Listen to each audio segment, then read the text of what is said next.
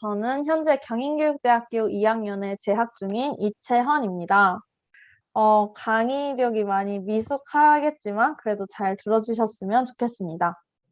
여기 선생님들이 굉장히 많다고 들었는데요. 저도 인취업을 고등학교 2학년 때 저희 학교 선생님을 통해서 처음으로 접했고 또 그 긴 시간은 아니었지만 짧은 시간 동안 함께 하면서 많은 것을 느꼈습니다. 지금 제가 선생님이라는 꿈을 꾸고 있는 이유도 선생님을 통해 접한 이 인취업의 영향력이 크다고 생각을 하는데요. 네, 저희 경험을 공유해드리는 이 시간이 좋은 시간이 되셨으면 좋겠고, 아이들을 지도하실 때 가능한 여러 방향성 중에서 하나라고 생각하시고 가볍게 들어주셨으면 좋겠습니다.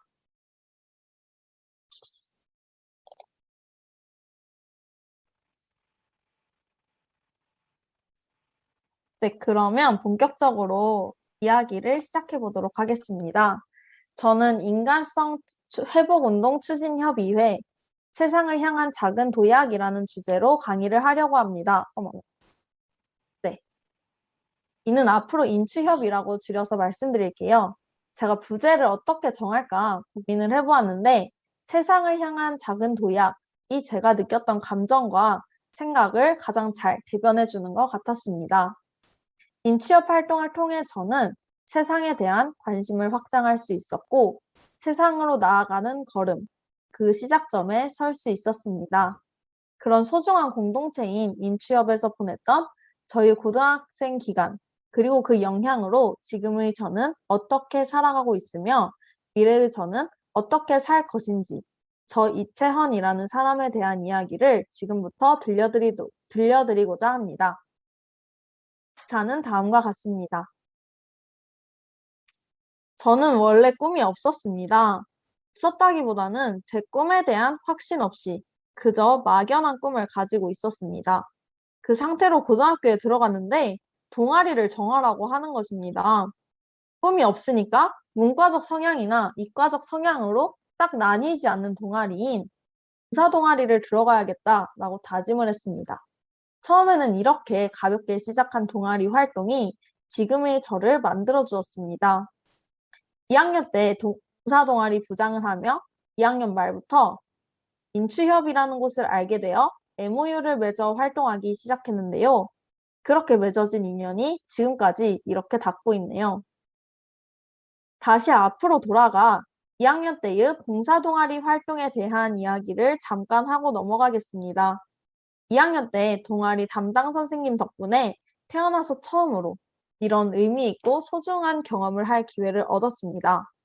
그 전까진 저는 봉사에 대한 의미도 잘 모르고 그냥 저 혼자 잘 살면 되지 라는 생각을 하는 그런 이기적인 사람 중에서 한 명이었는데요. 이때 한 활동을 통해서 캠페인도 진행하고 또 나눔의 집에 방문도 하고 다양한 주제로 부스를 운영하며 저는 세상에 따뜻함을 나누는 사람이 되고 싶다라는 생각을 하게 되었습니다. 이러한 생각을 생각에서 그치는 것이 아니라 실천을 하고 있는 단체가 있었는데 그곳이 바로 취업이었습니다.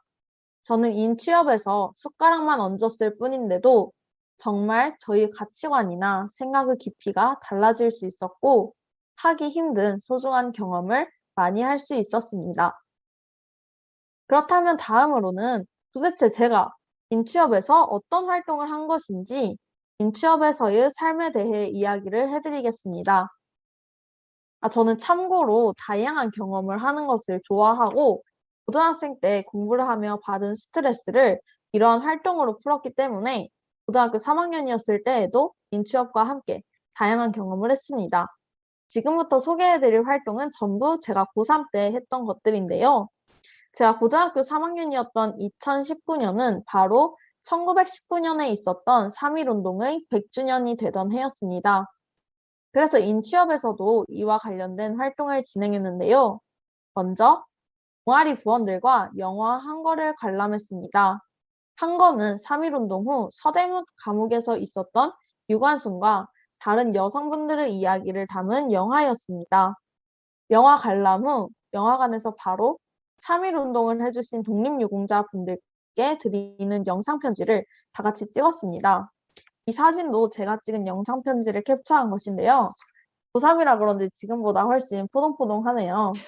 아무튼 영상 편지를 찍은 이후에 학교로 돌아와 3.1운동으로 독립을 위해 힘써주신 독립유공자 분들께 각자 편지를 작성하고 전달해드리는 시간을 가졌습니다. 두 번째로 독립유공자 후손분들과 6.25 전쟁 참전용사 분들과 함께한 활동도 진행했습니다. 제가 가장 기억에 남는 활동 중에서 하나는 학교에서 6.25 전쟁 관련 강연을 홍영호 할아버지들로부터 직접 들은 것이었습니다. 당시 상황은 어땠는지, 왜 참전하게 되셨는지 등 생생한 이야기를 들을 수 있었습니다. 그래서 더 가슴 아프고 제가 이러한 활동을 하고 있는 이유가 무엇인지 다시금 생각해보게 되는 계기가 되었습니다. 또한 저희는 호국영웅 할아버지 분들과 나눔의 집을 함께 방문하기도 했습니다. 나눔의 집은 일본군 위안부 성노예제 피해자 할머니들께서 모여 사시는 곳입니다. 이를 통해 서로의 아픔을 공유하고 또 연대할 수 있었습니다. 저희가 직접 손편지를 작성하고 화분을 들고 6.25 전쟁 참전용사분들을 댁에 방문하는 위문활동도 진행했습니다. 6.25 전쟁이 일어나고 약 70년이 지났는데도 저희에게 말씀을 해주실 때 눈물을 글썽이시는 모습을 보며 참 많은 생각이 들었습니다. 당시의 상처를 치유하기 위한 어떠한 물질적, 정신적인 지원도 되지 않고 있음이 실감이 났고, 그래서 더 저희가 하는 활동이 중요하고 필요한 일이라는 것을 절실히 느낄 수 있었습니다. 또한 저희는 6.25 전쟁에 참전해주신 타국의 참전용사 분들께도 편지를 쓰는 활동을 진행했습니다. 우리나라에서 일어난 일이어도 참전을 하는 것이 쉽지 않은데 타국으로까지 지원을 와주신 수많은 분들이 계셨다는 것을 기억해야 한다고 생각했습니다.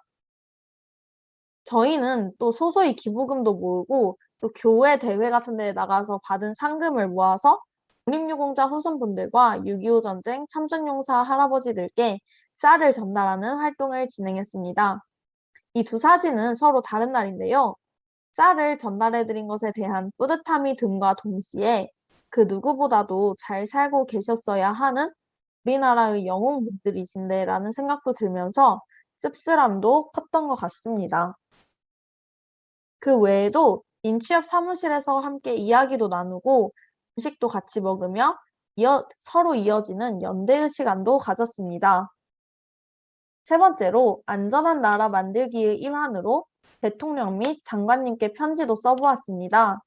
2018 사랑의 일기 큰잔치에 축전을 보내주신 것에 대한 감사의 마음을 담아 편지를 작성해 보내드렸더니 실제 문재인 대통령의 답신도 받을 수 있었습니다. 네 번째는 안전한 대한민국을 만들기 위한 각종 활동을 진행한 것입니다. 먼저 저희는 동아리 부원들과 함께 국민안전의 날 현수막을 만들었습니다. 이를 들고 다양한 장소에서 캠페인을 진행했습니다. 저희 동아리 내에서의 활동으로 끝나는 것이 아니라 인취업과 MOU를 맺고 있는 다른 학교 동아리와도 연대하여 캠페인을 진행하기도 했습니다. 이후에는 안전과 관련하여 2019 사랑의 안전일기 세계대회가 열렸습니다. 세계대회에 참가하는 참가자분들께 나눠드릴 배지를 저희가 직접 만들었는데요. 디자인도 직접 고안해 배지를 만들어 나눔할 준비를 했습니다. 그리고 그 다음날 사랑의 안전일기 세계대회 당일에는 동아리 구성원들끼리 안내데스크, 책자 및 배지 배부 등을 담당하는 부스를 운영하여 행사에 참가한 모든 시민들이 의미 있는 시간을 보내실 수 있도록 도왔습니다. 이후 청와대를 탐방해보는 흔치 않고 매우 소중한 경험을 할 수 있었습니다. 대통령 영부인과도 만남의 시간을 가지며 안전한 나라에 대한 이야기를 듣고 질문하는 시간을 가졌습니다. 2019년 한 해를 마무리하는 마지막 활동으로 2019 사랑의 일기 큰잔치를 열었습니다. 큰잔치에서도 마찬가지로 저희 대원여고 동아리 부원들과 행사 시작 전부터 가서 준비 및 진행을 함께 했습니다. 저는 인취업에서 따뜻한 따뜻함을 나누고 연대하자라는 마음을 실천하여서 2019년을 보냈고 그 결과 사랑의 일기 큰잔치에서 행정안전부 장관상을 받을 수 있었습니다.